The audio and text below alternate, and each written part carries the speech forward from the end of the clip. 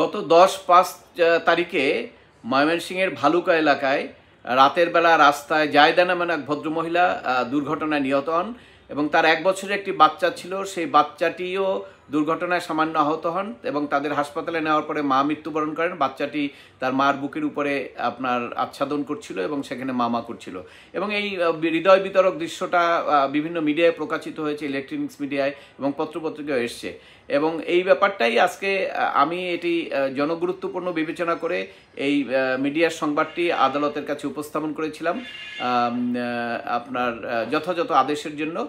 বিচারপতি M R Hasan এবং বিচারপতি ফাহমিদা কাদির ওনাদের যে ডিভিশন বেঞ্চ, সেখানে আমি এটা মেনশন করেছিলাম যে এই অবস্থায় বাচ্চাটির অভিভাবকত্ব নাই, কারণ মামা নিতে ছিল, তাকে দেওয়া হয়নি এবং এই যে ড্রাইভার বা যে দুর্ঘটনা ঘটছে গাড়ি, তাদেরও কোনো পাত্তা নাই। অর্থাৎ এগুলো হয়তো ভবিষ্যতে আর বিচারের আওতায় আসবে না।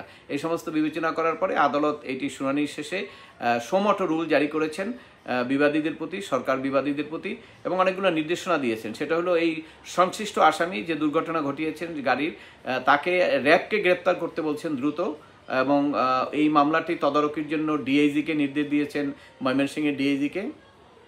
আগামী সোমবারের মধ্যে তদন্ত আপনার ভালুকা থানা এবং যারা এর সঙ্গে সংশ্লিষ্ট আছে হেলথের সবাই এই মামলার বিষয়ে অগ্রগতি কতটুকু আছে সেগুলো অগ্রগতি প্রতিবেদন আদালতে দাখিল করবেন।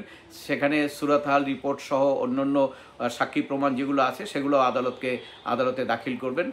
আর আরেকটি নির্দেশ দিয়েছেন আদালত, সেটা হলো যে এই অভিভাবকত্ব নিয়ে, যেহেতু বাচ্চাটা একদম 1 বছরের বয়স, অতএব সেক্ষেত্রে বাবা মা তোর কেউই নাই, তো সেক্ষেত্রে এই মামা যে নিয়েতে চেয়েছিল তাকে আপাতত প্রায় আপনার অস্থায়ীভাবে তাকে এই কাস্টোডিয়ান হিসাবে বা আপনার তাকে গার্ডিয়ান হিসাবে তার কাছে দেওয়ার জন্য বলা হয়েছে এবং পরবর্তীকালে এই সংশ্লিষ্ট আদালতে এই অভিভাবকত্ব নিয়ে যে মামলা, সেই মামলাটা করা এবং এই ক্ষেত্রে লিগ্যাল সাপোর্ট দেওয়ার জন্য ময়মনসিংহ এবং সুনামগঞ্জের লিগ্যাল এইড কমিটি তাদেরকে নির্দেশ দিয়েছেন এগুলো করার জন্য।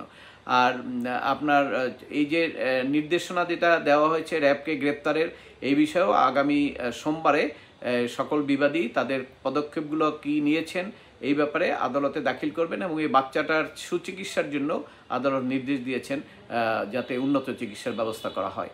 এবং এই সোমটো রুল জারির মধ্য দিয়ে আমরা আশা করছি যে এই যে দুর্ঘটনা ঘটেছে, যার কোনো পিছনের কোনো কিছু এখন পর্যন্ত সামনে আসেনি, তো আদালতের হস্তক্ষেপের কারণে আমরা আশা করি এই অমানবিক দুর্ঘটনা যেটার পিছনে যারা ছিল তাদেরকে গ্রেপ্তার করা হবে, তাদের শাস্তি হবে এবং বাচ্চাটিও একটি ভালোভাবে বেঁচে থাকার একটা প্রয়াস পাবে।